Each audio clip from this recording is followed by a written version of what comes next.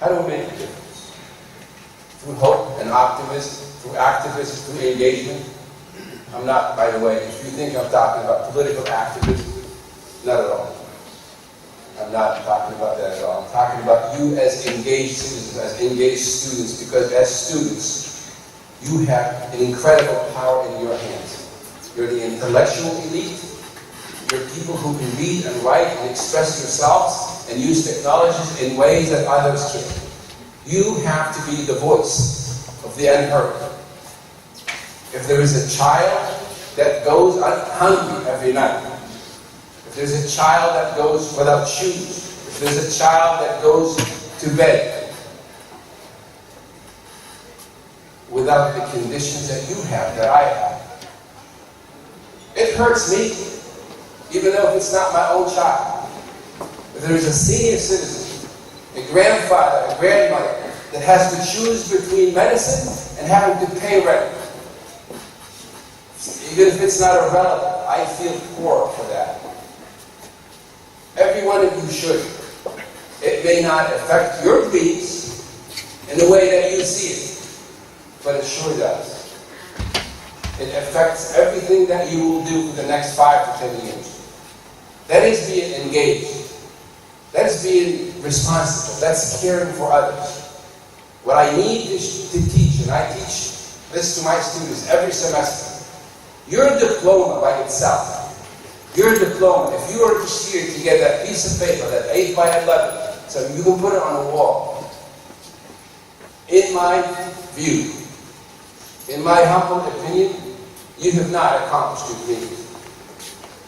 Not if you don't put that diploma to work. Not if you don't help others accomplish their dreams. If all you care about is a nice salary, buying a car, raising a family, great. It's your right to do that. But it's your responsibility to contribute to the world that we all are in. Because in the long term, that's not sustainable. What you have is not sustainable. Not if we don't care about one another and create. There should be one united Tunisia. And you are responsible for that. But for God's sake, you have tools within your hands that Martin Luther King did not have in 1963. There was no Twitter, there was no LinkedIn, there was no Facebook, there was no portal. He had 255,000 people standing there in front of him because he had a dream. And they weren't there for his dream. Each of them was there for his own dream. Each of them there saw the future of his or her kids. 32% of those who attended that meeting that day were white people, middle-class white Americans. And they all united, not about Martin Luther King's dream, their own dream. Each of you has a dream. And it may be different than the others. But what unites you today is bigger than what divides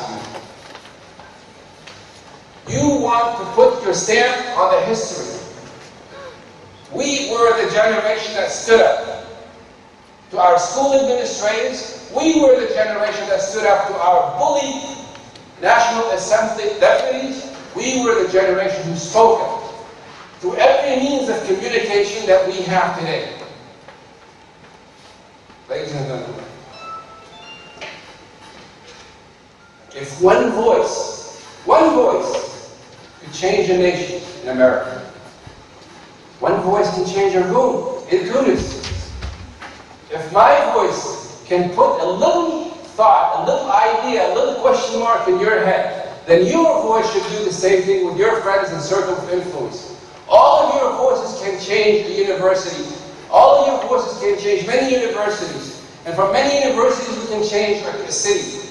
And from many cities we can change many cities and a nation. My point here is that you have all the tools in your head that you need to make your dreams come true. And the other point is that your dreams should not be limited to what you set out day one, when you were 6 years old and went to school. My dream is still unfulfilled. My dream of getting rid of social injustice, the way I saw it when I was writing that document, is still unfulfilled. Only 2 weeks ago, I had come back from visiting the region of Sidi Bouzid and Kasri, delivering school furniture to young children. I have still run into young boys 5 and 6 years old going to school barefoot in the mountains. I have run into mothers that had to decide who of the 5 kids was going to school because she could not afford all 5 of her kids going to school. I have run into a little boy. His school books were into that little sachet of Damon Creek on his back. It brought tears to my eyes.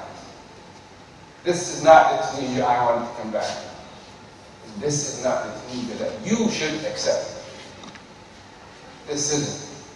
Getting enough survive the need is not enough. What are you going to do with it? How are you going to help the world? How is the world going to remember you? How's your family going to remember you? How's your neighborhood going to remember you? How are you a role model to those like you in a few years? Yes, I have graduated from probably the top university in the world. I am very proud of it. But if I don't do with it what I'm doing today, it is absolutely meaningless. It is, as a matter of fact, it's something that I don't even want to talk about. It was very difficult. I applied for 5 years at Harvard University, and 4 I was refused. I was turned away. Optimism. Optimism is what we need to do. I have painted you a picture right now by stressing the importance of your dreams, by stressing that you need to be active and make things happen and not be one of those who ask, gee, what just happened? Make things happen. You need to make something happen that counts, that's sustainable, that's positive, and has positive impact and implication on the lives of others. Otherwise, it is only you. And the world is not made out of you. It's made out of many of you working together. So please, let's not all these barriers that exist between us. Let's not judge who we are, and what she is, and who he is, and where she's from. No, I don't like her. No, because that only makes it easier for our enemies to control us. There are people, mechanic people, Machiavellian people, devising plans to control us and tell us what to study, what to eat, what to drink, what kind of a job to get, what kind of a salary to get. To those people we say enough is enough. To those people we say we are here to count. By putting hand in hand.